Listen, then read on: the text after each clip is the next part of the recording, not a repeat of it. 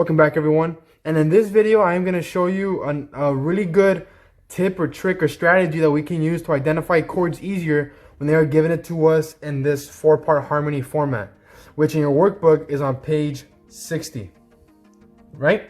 It's on page 60. So, and these chords are going to be triads, but I know there's 4 notes, but whichever chord it is, there's always going to be one note repeated in it, okay? So without further ado, let's get into the strategy. The trick with triads is that no matter what triad it is, it's always going to have the same 3 notes. Let me show you an example.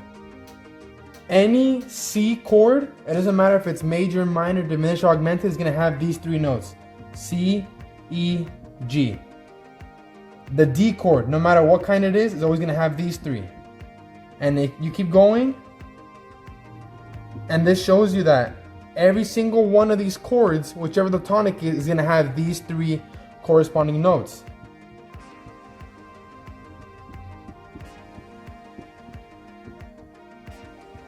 Right? And then we're back at C. This is important.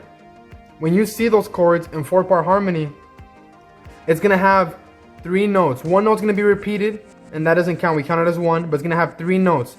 And those 3 notes will only fit one of these right here. If it has a C, E, and G, it has to be a C chord of some kind, and we'll get to that in a bit.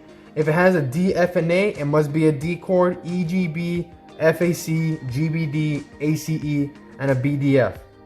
All right? So commit this to memory. Say it every day when you wake up and when you go to sleep. This is really important right here. Now let me show you using one of these. Let's go ahead and use G, how the example was earlier. So G is always going to have these 3 notes. Let's spell G major. All right, so a major triad is always spelled of the 1, the major third, and the perfect 5th, and correspondingly enough, that is our G major. 1, perfect third, major third, perfect 5th. Now let's spell G minor. Now we know that for minor chords, all we have to do is lower the major third to a minor third. So we get G, B flat, D. Now we have our G minor. For diminished, we know that from the major chord, we have to lower the 3rd and the 5th both down a half step. So G, B flat, and D flat. That is now our G diminished, right? Diminished.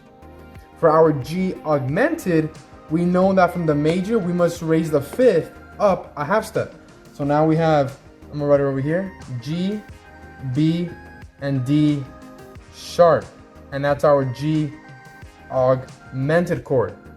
So you see that all the different G chords, major, minor, diminished, and augmented, have these 3 same notes. Now they may be altered with accidental, like the B flat and the D flat and the D sharp here, but when you read those examples, and we'll come back to that in a bit, when you read those examples and you identify which are the 3 notes, and you use the pattern that I showed you earlier, that will narrow it down to it has to be one specific chord. And then what you can do is you write it in the major and then go from there. Thank you very much, and I'll see you in the next one.